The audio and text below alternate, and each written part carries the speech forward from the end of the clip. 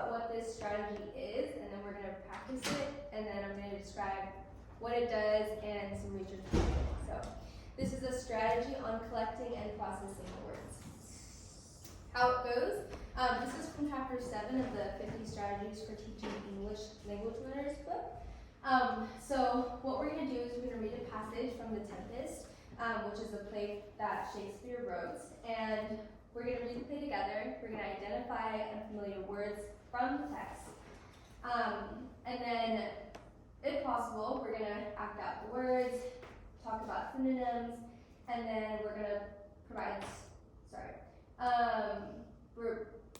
a way to do this is also provide your students with vocab journals, so that they have all of their words in a word bank, all the unfamiliar words, and then also later, while you're doing this lesson, you can assess to determine if they need further instruction. Okay, so we're gonna practice doing this lesson. So we're gonna read all this together. So again, it's from The Tempest by William Shakespeare. And we're just gonna read this together so we can practice saying the words. Okay, on the count of 3, 1, 2, 3. Safely in harbor is the king's ship, in the depth nook where once thou calledst me at midnight to fetch dew from the still vex vermouths there she hid. So now what we're going to do is we're going to talk about what are some unfamiliar words we see. Shakespeare is particularly difficult to read for anyone, not just English language learners, and so we're going to kind of go through slowly and see, okay, what do we need to digest? What words do we not know or kind of unsure about or so-and-so. We're going to write down the words, and then we're going to talk about maybe some synonyms and the definition of the words. So let's go back to the play. What are some words that you guys do not find familiar? I'm going to write it down here since we have this marker. What are some words? Yes. Nook. Nook. Oh, it works. Okay, nook. What else? Vermouths. Vermouths.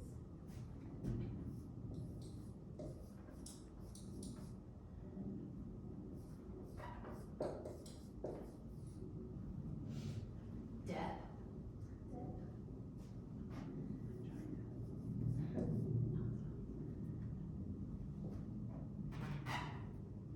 What else? Can it be like a combination of words? Yeah. Fetch, do. Where is that? Fetch, do. 3. Yeah.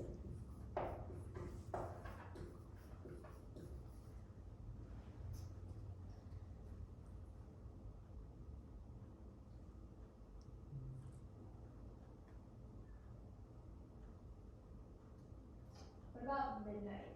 Just gonna put it there, just in case.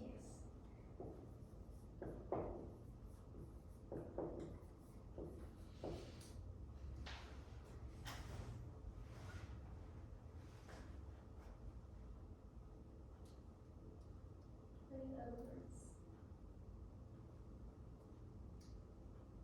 Still vexed. Still next. Just put it down here.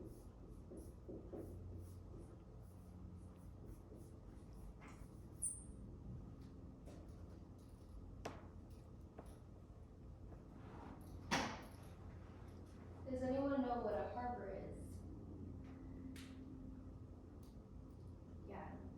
It's a safe place for a ship to dock. Yeah. What about hid? Covered. Unseen. Is that how we usually spell it though? No, we got an E at the end. Right. Well, That's No, hard. if That's we were fine. gonna say Yes. Hidden. it is, but is there another way hidden, we would say to, hidden. English is hard. is there another way to say hid? I guess we would That say it's hidden. hidden? nowadays. What about Hard. another way? Are you asking for other variations of Yeah. the word? Other I? variations. Okay. Are there any other words that seem like they could have a different way of saying it? Thou. Thou. Exactly. Why don't I'll go here. Thou. What does thou mean? You. You. But why is it thou? Something from Old English to Middle That's English. true. So, with Shakespeare, he wrote, and a lot of his plays have vocabulary like this. So, when you are reading Shakespeare, you have to remember that a lot of the words being said in the play are not the words we use today, like thou, or dep, or we use hid, but the way that he phrases it, there she's hid. Usually we'll say, there she's hidden, even if we're trying to talk in academic vocabulary, we wouldn't say there she's hid. So now, those are some little side notes. So now we're going to talk about these words that we picked out because we don't know what these mean. So now we're going to try and figure out what they mean, and we're going to add them to our little word bank. We're not going to put words out yet. So let's talk about synonyms or definitions of these words. Nook. What do we think nook means? And also you guys have computers, right? So feel free to look up these definitions and try and figure out if you can understand what these words mean. Remuse, depth. This, notice how it's capitalized, right? The B. So maybe when you're looking it up, it might not even be a word. It might be a name or something like that. So why don't you guys take some time, write down definitions or synonyms that you guys find for these words, and then we'll touch base in a couple of minutes. So I'll give you guys like 2 minutes.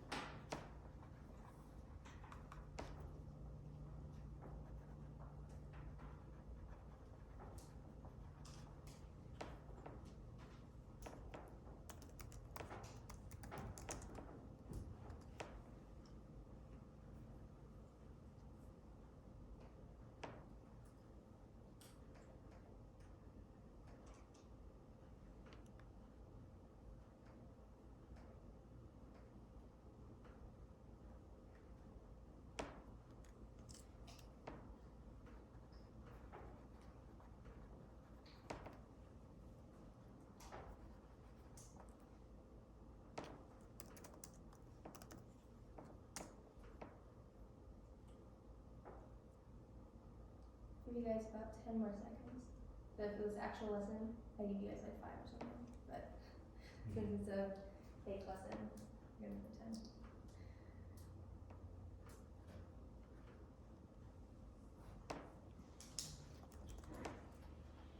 Okay, you guys can keep looking up the definitions as we're discussing definitions and synonyms, but why don't we have a couple people share what they found so far?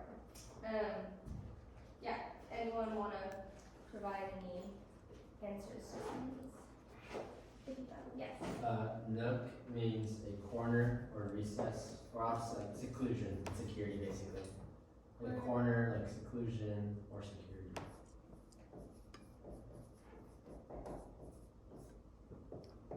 Security. Okay. That is fun. Security. Okay. Steven, did you have your hand up?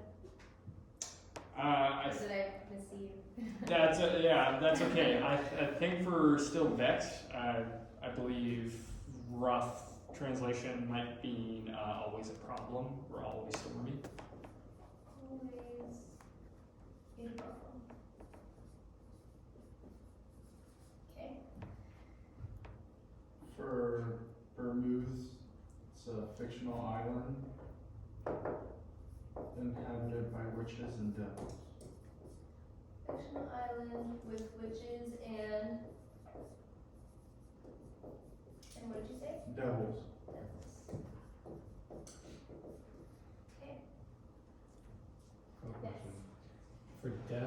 same way, like, it is kind of structured, like, it's, is it deep?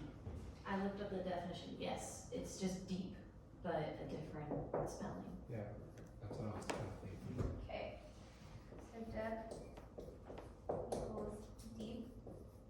I should stand over there, but for this series, you guys can see that it's similar to this.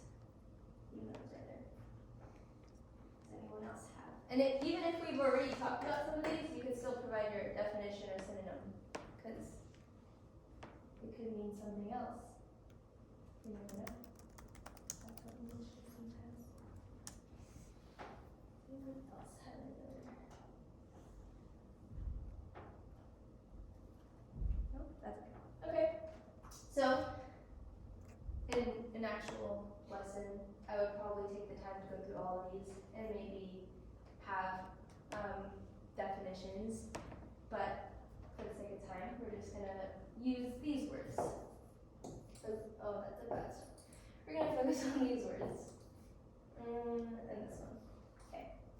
And I want to note that, yes, we have these definitions. We're gonna go with these definitions and these synonyms, but when it comes to texts, especially Shakespeare, we have to remember that sometimes the definitions that are here don't apply to the text because we have different words that mean different things.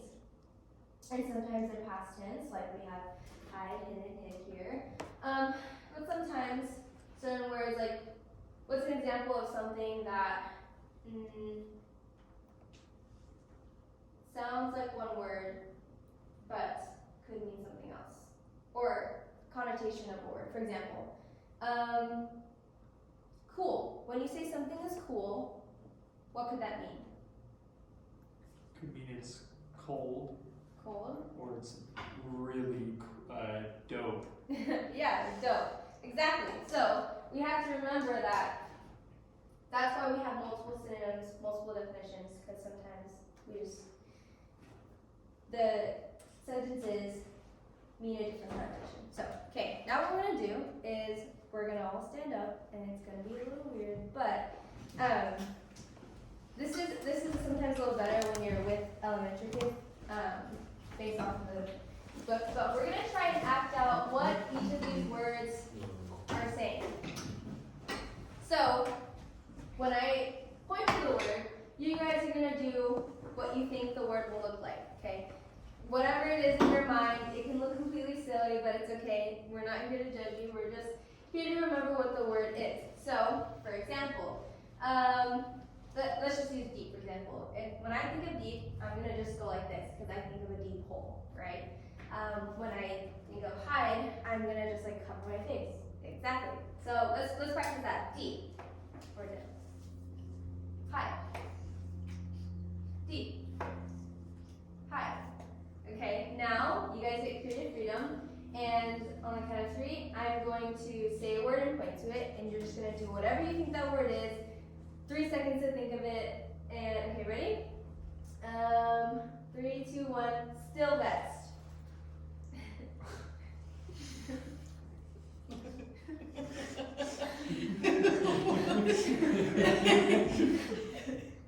Okay. Vermouth. I know it's a name, but what do you think of when you hear this? Nook. You pointed me.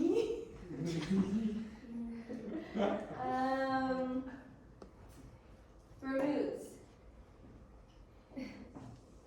Deep. Hide. Nook. Okay, good job. Everyone give yourself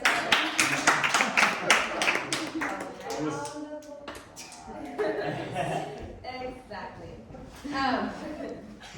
Good job, everyone. Thank you for participating. I really appreciate it, even though it probably felt really silly. But so in a high school setting, what you can also do is have them write a paragraph or 2 to summarize the scene, the Tempest scene, using these words that we found, and synonyms. I put symptoms there, but we're going to pretend it says synonyms. It says English major. Okay. So that was the end of the strategy. And the purpose of the strategy is so that people were English learners really need a good amount of vocabulary, right? Especially academic vocabulary and also non-academic vocabulary, but in a classroom, we're focusing on academic vocab. And so this is a great way to expand their vocab because they'll be able to get weird words, but also words that we use, like midnight or vex. Vex is still something we use every day. Or nook, we still use that. And so this is a great way to widen their vocabulary, help them pronounce the words because we're reading it all together and then I'm repeating it, saying it, right? And so this will also sharpen their writing skills because the more vocab that they have, the more they'll be able to write better sentences, longer sentences, and those kinds of things. So research, I got all this from the 50 Strategies book. It's been proven that constant exposure to targeted vocab is needed in order to assist in effective understanding. Students need this explicit instruction of targeted words and also finding a way to help them really remember it, such as acting it out. So it was silly, but getting your body like moving around as you're learning really helps a lot, especially for people who are, I think it's called kinesthetic learners. The more learning styles that you have, the better. Learning words to a story is more effective than studying definitions. So sometimes when I was in elementary school, especially, I would have like spelling bees or something, and I would memorize how to spell the word, but I would never remember what it means or even the connotations of the word. So this is a great way to help them learn about the different connotations and how to actually use it in a sentence. And then vocab instruction should include teacher-student activities, so you need to be very involved in helping them learn vocab so that they are better able to incorporate it into their writing. My resource, the 50 Strategies book. That's it.